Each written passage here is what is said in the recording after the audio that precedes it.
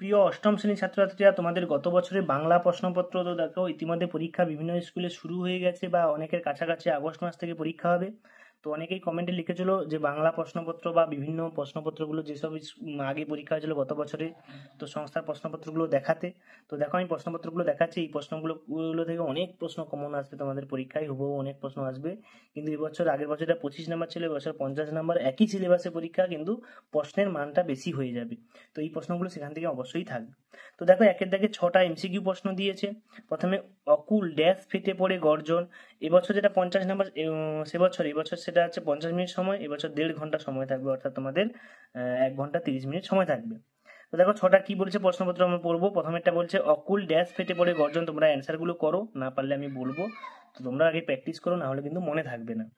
তারপরে বলছে ও কি কাণ্ড, কি কাণ্ড করেছো তুমি, আলমারি ভেঙে বই নামিয়েছো, তুমি কে, এখানে এখানে তুমি কে তাকে বলতে বলেছে। তারপরে দেখো রৌদ্রে যেন ভিজে বেদানার গন্ধ লেগে আছে। বিবৃতিমূলক বাক্যটিতে প্রশ্নবোধক বাক্যে পরিণত করলে এটা কি হবে। ক্রমাগত চলেছে নিম্নরেখা পদটি কি হবে, এবং আগে তো এসেও তারপর মেলায় যাবার কথা ভাববো। নিম্নরেখা পদটি এদের মধ্যে কি প্রকার অব্যয় সেটা তোমাদেরকে লিখতে হবে। এরপরে কি বলছে, আমরা 2 নম্বর পেজে চলে যাব। হাতের কাছে খাবার এলেই তা তলিয়ে দিতেন। নিম্নরেখা ক্রিয়া কাল কোনটা নির্ণয় করতে বলেছে।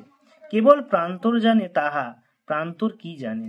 গড়াই নদীর তীরে কবিতায় উল্লেখিত মাচানের পরে কি আছে। জলের বাঁধ আর কটা আছে বর্দা, বর্দা এখানে কি। ভিন্ন ভিন্ন সময়ে ভিন্ন ভিন্ন বীজ পাকিয়া থাকে। ধান জব কোন সময় পাকে সেটা তোমাদের লিখতে হবে। তিনি ছিলেন গ্রামের মজুমদার বংশের প্রতিষ্ঠিত দেবতা। তিনি বলতে কাকে বোঝানো হয়েছে এখানে লিখতে হবে। সে বাড়ির একটি মেয়ে আসিয়া অপুকে ডাকিয়া লইয়া গেল। মেয়েটি নাম কি, এটা জানো পথের পাঁচালী থেকে নেওয়া হয়েছে। মানুষ বড় একলা, কবি এ কথা কেন বলেছেন, এবং কবি দাঁড়াও কবিতা কাকে মানুষের পাশে দাঁড়াতে বলেছেন। মানুষ হয়ে মানুষের পাশে দাঁড়াও। তাই এখন পথে এসে দাঁড়িয়েছে সড়কের মাঝখানে। এখানে কাদের কথা বলা হয়েছে, তাদের জীবনের এমন পরিণতির কারণ কবিতায় কিভাবে ধরা পড়েছে সেটা লিখতে হবে।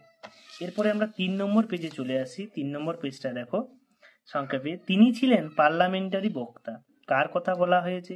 তিনি কোন ভাষায় কেমন বক্তৃতা দিয়েছিলেন সেটা লেখো।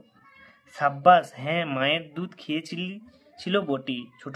ছোটবাবু কে, তার কোন কাজের প্রশংসা এখানে উল্লেখ করা হয়েছে সেটা লেখো।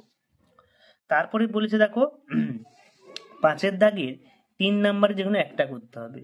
ওর খিদে পেয়েছে, বিকেল থেকেও কিছু তো খায়নি। ওর বলতে এখানে কাকে বোঝানো হয়েছে, বক্তার ওই বক্তব্যে সে কিরূপ আচরণ করেছিল তা এবং কেন।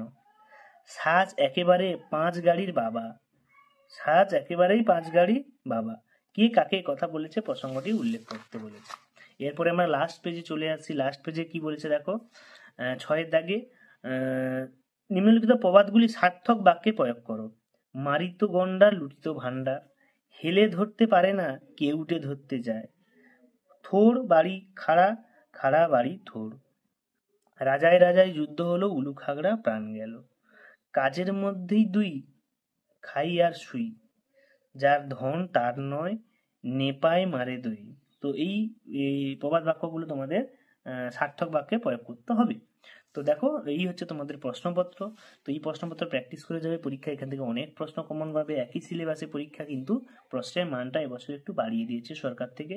তো 50 নম্বরে পরীক্ষা হবে। তো তোমরা প্রশ্নগুলো প্র্যাকটিস করো, যেগুলো অ্যান্সার পারবে না আমাকে কমেন্টে লেখো, আমি সেগুলো অবশ্যই তোমাদেরকে বলে দেবো। দেখা যাচ্ছে পরের ভিডিওতে, পরের প্রশ্নপত্র নিয়ে আলোচনা করা হবে।